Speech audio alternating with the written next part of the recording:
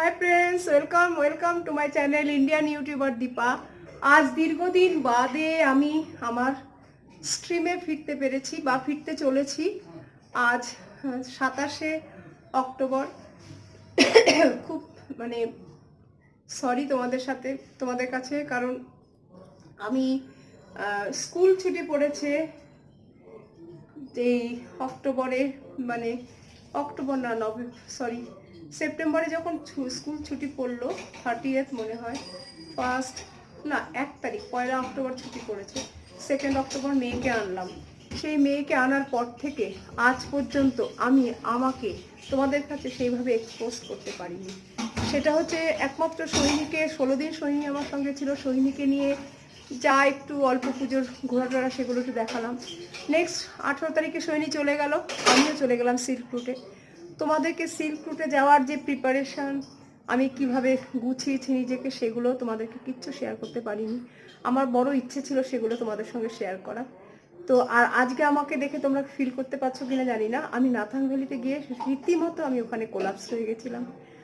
সেই কোলাপস হয়ে যাওয়ার কারণটাও তোমাদের বলি। আমি যখন এখান থেকে যাই, আমি এখন আজকে সানডে বাজার থেকে ফিরলাম।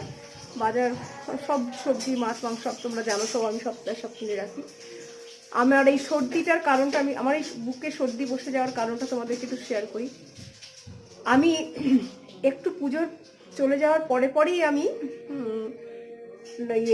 বিউটি পার্লারের মেয়ের সাথে আমি যোগাযোগ করি। ওরা আমাকে ডেট দেয়, সেরকম আমি আর আগে যেতে পারিনি।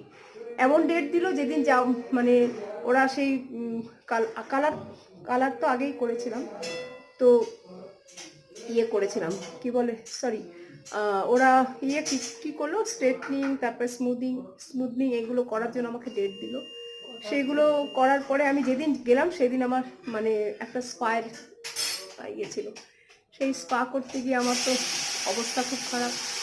আমি সেই দিনই স্পা করে আমি বাড়িতে ঢুকি 3টে নাগাদ দুপুর। তারপরে আমি সব লাঞ্চ করে আমি সব রেডি করে নিজেকে আবার রাত্রিবেলা ট্রেন পদাতিকে আমি গেলাম।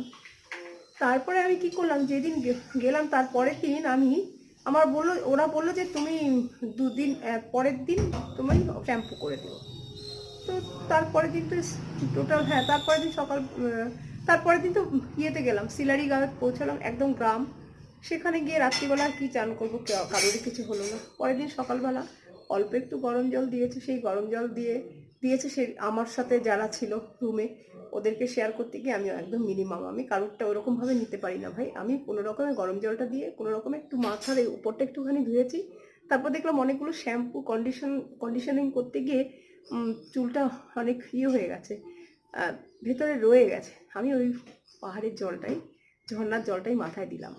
যেই মুহূর্তে মাথায় জলটা দিয়েছি, আমার মনে হলো মাথার মধ্যে কিছু একটা মানে ব্যাস। তো আমি ফিল করতে পারিনি। তারপরে ঠিক করলাম যে আমি যেখানে যাব সেখানে সেইভাবে স্নান করবো না কোনোদিন।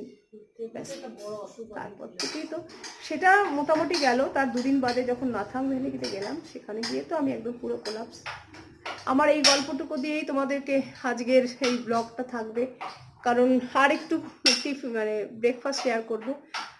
আমি এতটা কাহিল হয়ে গেছি, মানে রাস্তা দিয়ে হাঁটছি তো ওখানে মানে কি জোরে জোরে কাশছি জানো না।